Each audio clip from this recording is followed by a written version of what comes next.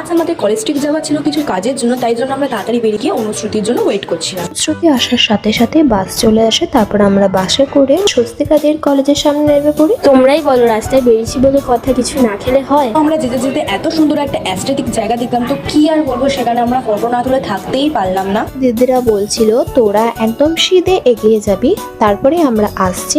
আমরা দিদিদের কথা মতো সিধে এগেছিলাম, কিন্তু তারপরে যে কোন গলিতে ঢুকে গেছিলাম আমরা তা বুঝতে পারিনি। ওখানে এত দোকান ছিল, আমরা তো বুঝতেই পারছিলাম না কোন দোকান ছেড়ে কোন দোকান থেকে বই কিনবো। অনেক ঘোরাঘুরি করার পর অবশেষে একটা দোকান থেকে বই কিনলাম।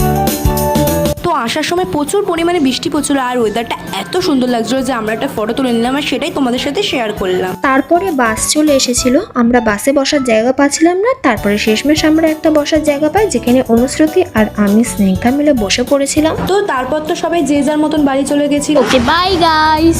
দেখা হচ্ছে নেক্সট অন্য কোনো ভিডিওতে। Thanks for watching.